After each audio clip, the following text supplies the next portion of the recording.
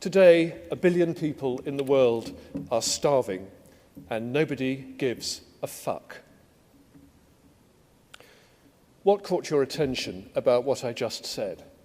Was it that 1 billion people are starving, or was it that a vicar used a bad word? If it was the latter, maybe that tells us something about what we expect vicars to contribute to any debate we might have. Also, more unsettlingly, it might tell us what our ears are tuned to. We skate over that difficult statistic and just listen to the bad word. I think one of the reasons, if you're the person who heard the bad word and not the bad statistic, one of the reasons why that might happen is because of the media.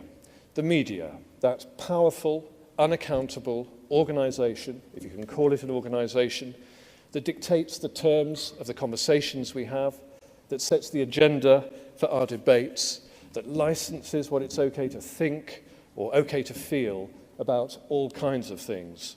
The media in which we all struggle to find a voice. It's an interesting one for me in my dual role, both as faith practitioner, as is evident from what I'm wearing. I'm curate in the gritty inner city parish of St Paul's, Knightsbridge. My dear, the parking. And I'm also a media practitioner. I'm not Godslot. I say that, I have actually done, as the Archbishop pointed out, songs of praise, but that's a departure from my normal watering ground, which is mainstream media, insofar as you can say that there is a mainstream in media. Media, like everything else, fragments and breaks up. What that means is the odd guest appearance on Have I Got News for You, which was the most terrifying experience of my life until this afternoon. Be gentle with me. Everything from that to songs of praise. And I think I am in a group of 3 of people who have appeared on both Have I Got News for You and Songs of Praise, the other ones being William Hague, leader of the Conservative Party one time, and Miss Charlotte Church. Good company to be in. The reason why I have access to the media is not because I think I have anything particularly different or original in terms of the content of what I say. It's because in a rather unusual story, I started out I did start out in the church. Like many of you, I sang in a choir when I was at school, so that's the background. But as soon as I was capable of thinking, I thought independently, I rejected any content of that, enjoyed the music, enjoyed being in the chapel, didn't believe any of it at all. But what that prepared me for was life as a professional musician. So 25 years ago, I was in a successful pop band. You may need to check with your mums, or perhaps even humiliatingly, your nans, to get a sense of it. It was a band called the Communards, and we had our 15 minutes of fame, and we did quite well in the middle 80s.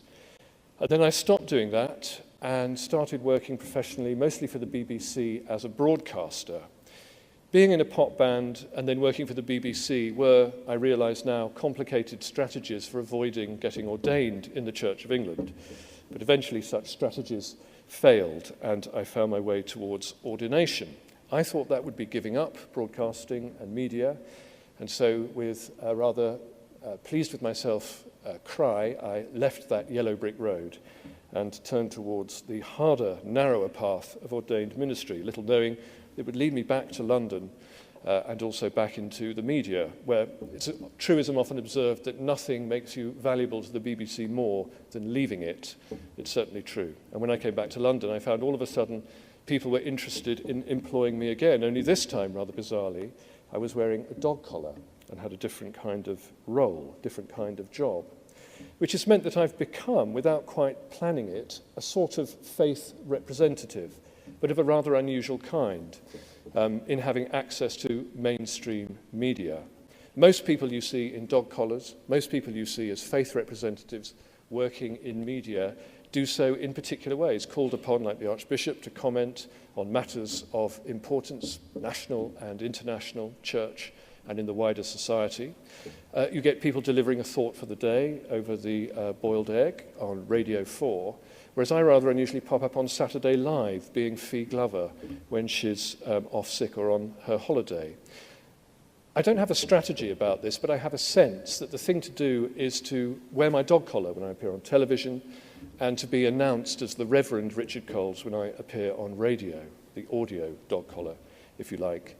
And the reason I do that is because I think it's more and more important that people of faith have a voice, have a presence in the mainstream. In the old days, in the days when the BBC licence fee guaranteed monopoly of revenue, when there were charter requirements that made that everyone sitting around the television or the radio would participate in the same national conversation, the church's place, the place of faith, was guaranteed. That's no longer the case. And I think we're all immeasurably the poorer if we don't have the voice of faith, the voice of faith representatives, the spectacle, and in my case, emphasis spectacle, of faith representatives participating in the mainstream. What's a vicar doing in mainstream media? Well, contributing something, I think. In the first place, it's not... How am I doing for time? In the first place, I think one of the things you can do is slightly subvert the genre. When I was in my last parish, I used to walk around in my dog collar, and there was a guy who used to come up to me every day, poke his face into my face and go, "Vicar of Dibley!" He did it day after day after day, which perhaps tells you something about what people's expectations are of dog collars.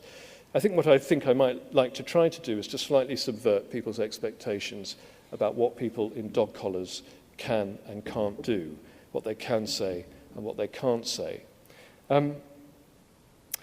And also, I have that access. I'm lucky. I have that access because of my past, because of my CV. I can get into the mainstream in a way that other people can't. Why would I want to be there? Because I think people of faith have something of vital importance to contribute. Vital importance to contribute. Put on the television, check the schedules, listen to the radio.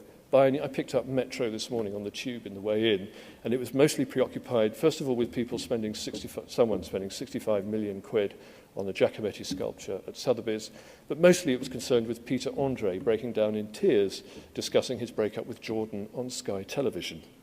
I think if we're going to have a national debate, if we're going to have a national conversation of the kind we used to have, and of the kind we need to have, then we need to broaden that debate, broaden it.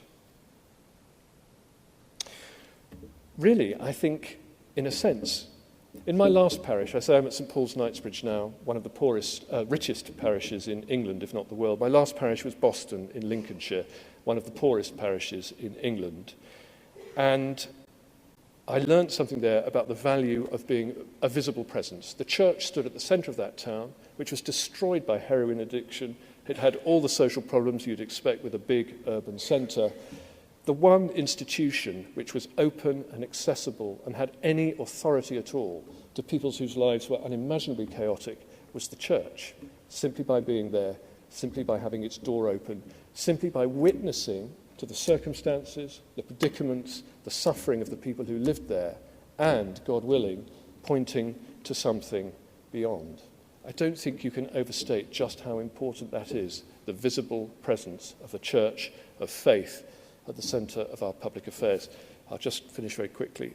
I noticed recently you would have seen the publication of the survey of British social attitudes. Most commentators, of course, picked up the issue over same-sex relationships, which in 2008 most people are very relaxed about, compared to 20, 25 years ago when most people were not very relaxed about that. And there was a lot of comment about that, typical hoo-ha, just what you'd think the media would host. There's a more important statistic that was published too that I think got largely ignored. In 2002, 63% of people thought taxes should be raised to increase funding for health, education and social services. In 2008, that figure had shrunk to 39%. The poor, the hungry, the homeless, the needy, the neglected, the addicted, and nobody gives a fuck.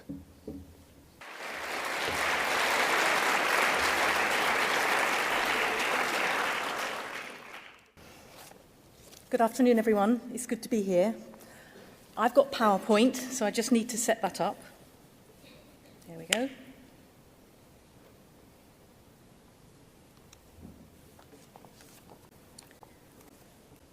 I've entitled my contribution to this session 2020 Vision, which actually refers to people who have perfect eyesight, so none of us by the look of it.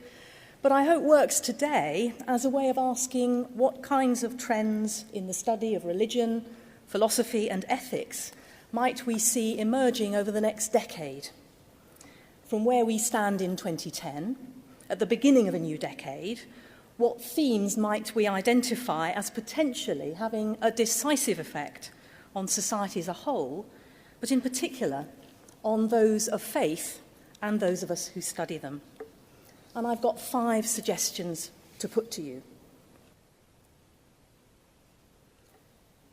Firstly, I think the realities of what we've come to call globalization will continue to shape our lives.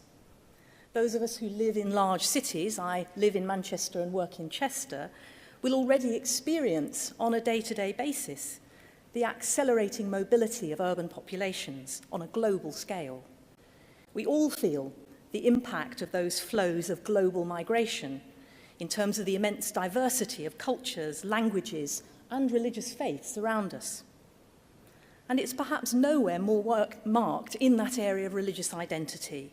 There's a pluralism of religious faiths in the UK today, like never before, and it stands to increase over the next decade.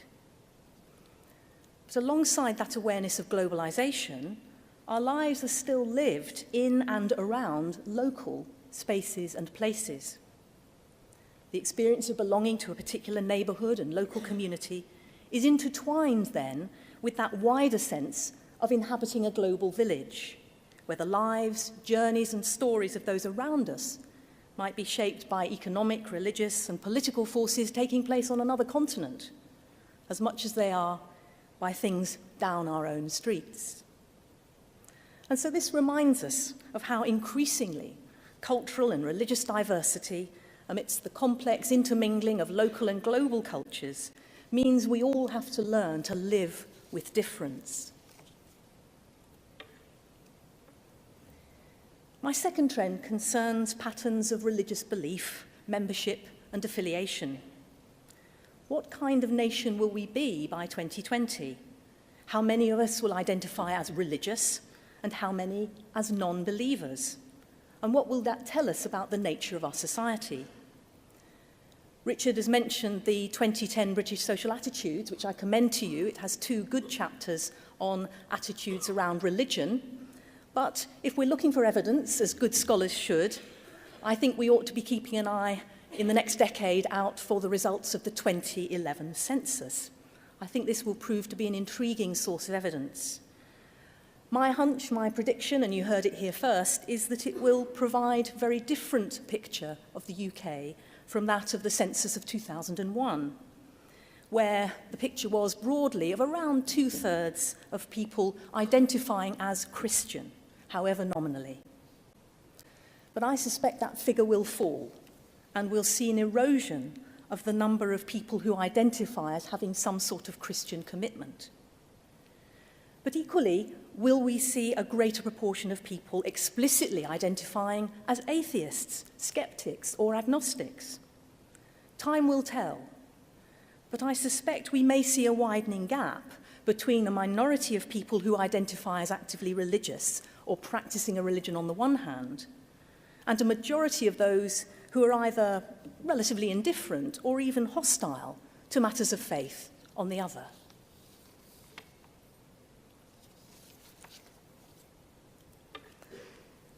My third category follows on from that a bit. I think it'll be interesting to see over the next decade what the long-term impact is of the emergence of the so-called new atheism. By that I mean the opinions of figures such as Richard Dawkins, Christopher Hitchens and Polly Toynbee. And they argue, like others, that religion has no place, no legitimacy in public and in reasoned debate. They argue that government, media and education should be functionally secular. So if my second point was about personal religious belief and affiliation, this is much more about the public profile of religion. But at the same time, paradoxically, there's an enduring interest in matters of spirituality, not least in areas of public life, such as healthcare, business and social policy. It's not unusual for organisations to acknowledge a spiritual dimension to the lives of their employees, their clients, their patients or their customers, however that is imagined or expressed. So it feels as if we have two contradictory trends here. Will the next decade see increasing conflicts between, if you like, the irresistible force of skepticism and the immovable object of spirituality? Fourthly, not surprisingly perhaps, I think our lives will continue to be shaped by new technologies and by the ethical and social challenges that they will present.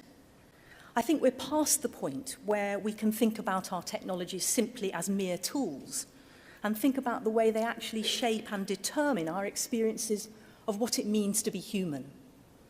In the light of sophisticated medical interventions and technologies, we'll continue to debate moral questions about the beginning and end of life itself. But we're coming to see, too, the way in which digital technologies and things like the internet and the media fundamentally reshape the way we communicate and interact with one another, and the way in which we receive and interpret information, what we perceive fundamentally as questions of authority and truth. And Richard has already mentioned the impact of the media, and I think this is a very important part of this trend. I think the influence of the media will become both more pervasive and more fragmented in the decade to come. And as I say, I think this affects the very question of what it means to be human. Are we past the point at which we can even think of ourselves as independent of our tools and technologies? Have the boundaries between nature, technology, and humanity become irrevocably blurred? Will the next decade see us becoming post-human and post-natural in terms of the universal reach of technology and our increasing dependence on it? And is that a trend to be feared or welcomed? And finally, my fifth point. Perhaps the question that will dominate the next decade and the next generation to come, the question of climate change. Following the relative disappointment of the Copenhagen summit at the end of last year, we might ask whether conventional politics and politicians are actually capable of delivering the kind of global agreement that's necessary. But where else might we look for sources of moral wisdom in this question and for the political will to guide us to a more sustainable future? Well, perhaps we will still need politicians and scientists, but there may also be a role for religious faith here. Many faith leaders, including the Archbishop himself, demonstrated, I think, significant leadership in the run-up to Copenhagen, encouraging people to see this issue as a fundamental moral question.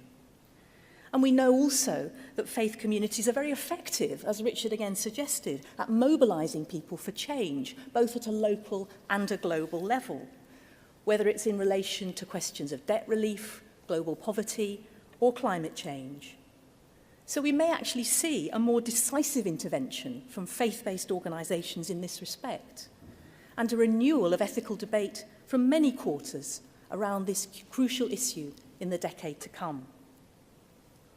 So those are my 5 issues. In a sense, they were taken at random, but I think they're representative of the kind of debates we may well face in the next decade. And it seems to me that anyone who's interested in the study of philosophy, religion, and ethics will have a great deal to think about and a great deal of work, and also a great deal of rich resources, as the poster presentations outside suggest, to help us think through these very challenging issues in the decade to come. Thank you.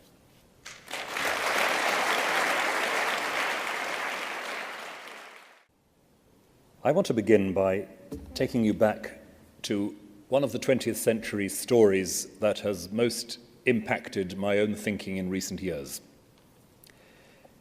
It's the story of a young Dutch woman in Amsterdam in the 30s and 40s by the name of Ettie Hillerson,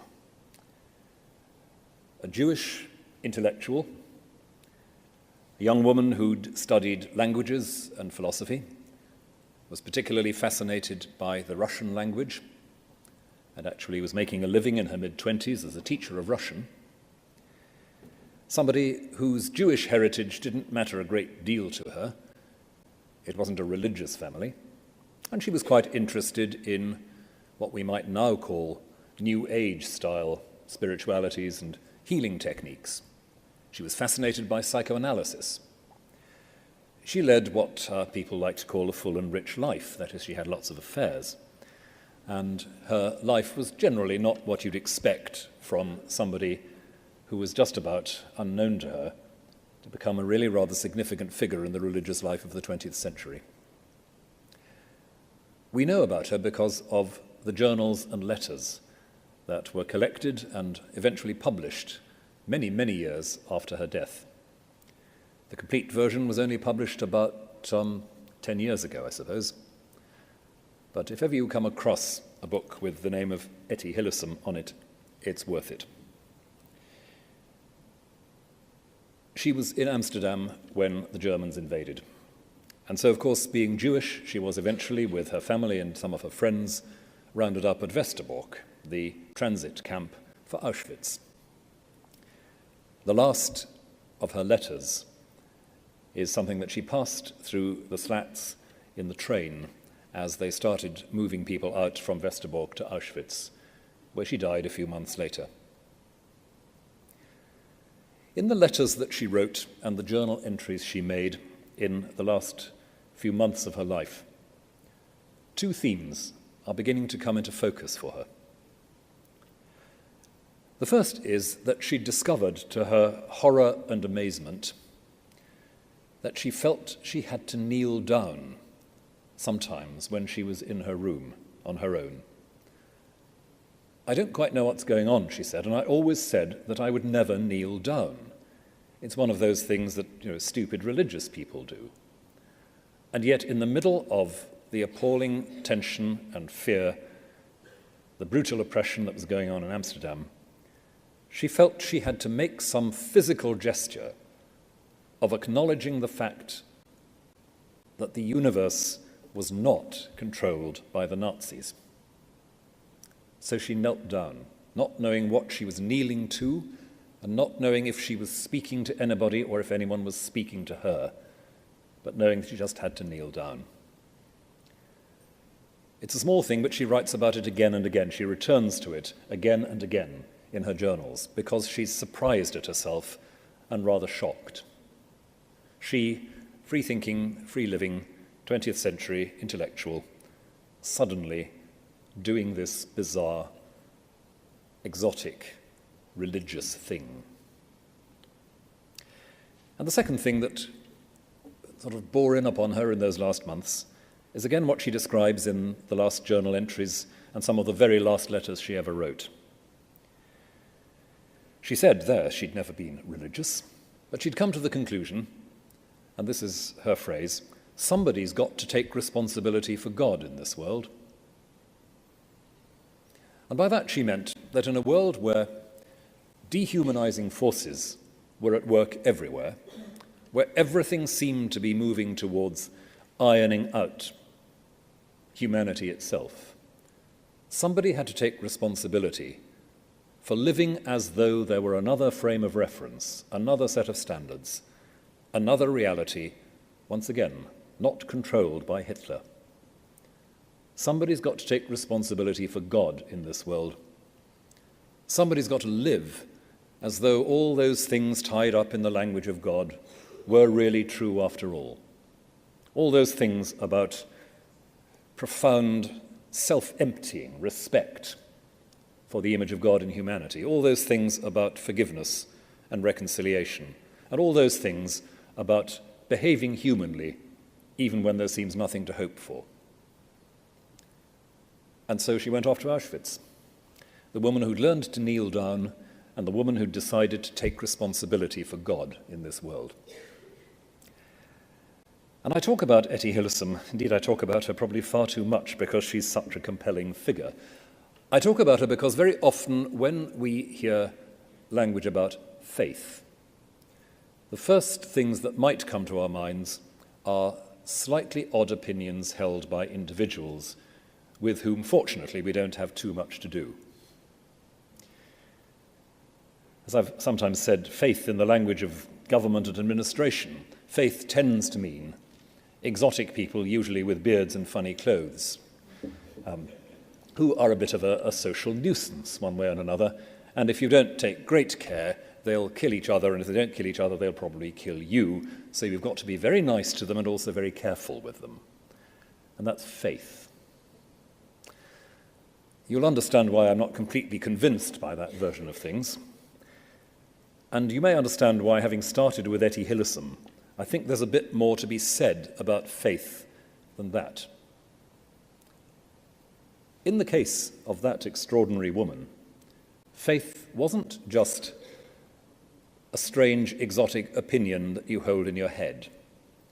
Faith was something that radically changed what you thought you were, where you thought you were, what sort of world you thought you inhabited, and what sort of message you wanted your life to communicate. Ettie Hillerson in her last days was asking, you could perhaps put it this way, what do I want to mean? Not so much what's the meaning of my life, but what do I want it to mean? Do I want it to communicate some of those things that historically have been bound up with talking about God, those things which are deeply under threat in this world where it looks suspiciously as though the forces of inhumanity are winning? Do I want to communicate a message of resistance, a message it doesn't have to be like that, a message that there's another frame of reference in which the whole of our world just might be seen? Well, now you could say, and some people do say, that it's all very well to tell stories about extreme situations like the Nazis in Amsterdam. What actually does that have to do with the UK in 2010? Now, I agree it's dangerous to take the dramatic stories and just read straight across to where we are now. And one of the sad things that we do these days, I'm afraid, as Christians and people of other faiths, is to make too much of the fact that we think of ourselves as victims, and we sound in society at large as though we're whinging rather a lot. And that, that's one of the issues we really ought to be tackling, but that's our problem. We're not in a state of persecution. We're not being rolled over by the tanks of inhumanity. And, God willing, we're not very likely to end up in an extermination camp. God willing, you never know. People were saying that sort of thing in 1929, of course. But the crossover is something like this. We are in a society where, in many ways, bits of our imagination, bits of our sense of possibility are shutting down. A society where consumerism, short-term perspectives, Elaine's talked about what some of those mean in climate terms, all of those things are actually making us live rather more intensely and unremittingly in the moment, with our needs, our desires very much to the fore of how we think, as individuals and as societies. And that means that there are bits of our humanity that don't seem to have anywhere to go. The bits that get stirred into life when we're faced with the horrors of a world of intense poverty and widespread hunger, the world that Richard was talking about, but also the bits of ourselves that are deeply traumatized by bereavement, by depression, by many of those things that knock us sideways, and sometimes, of course, by joy and fulfillment and love as well, because those things also knock us sideways. In a world where the human options sometimes seem to be closing down or shutting down, what about those bits of ourselves that are not so easily dealt with in terms of the consumerist short-term society? Where do they go? One of my former students likes to say that the church is the place you put things that don't go anywhere else. Now, anyone who's ever seen the inside of some church vestries will know that that can be literally true in a very problematic way, but I pass over quickly to the more significant sense of church being a place where those bits of your humanity that tend to get left out of the equation in other parts of your life, other parts of the world, where they can go, where something can happen to them, where you can face them without embarrassment or fear, and you can be encouraged to do something with them and move forward. Faith, in other words, the Ettie Hillerson sort of faith, can help to make space in the world where you can put the bits of your humanity that won't go anywhere else.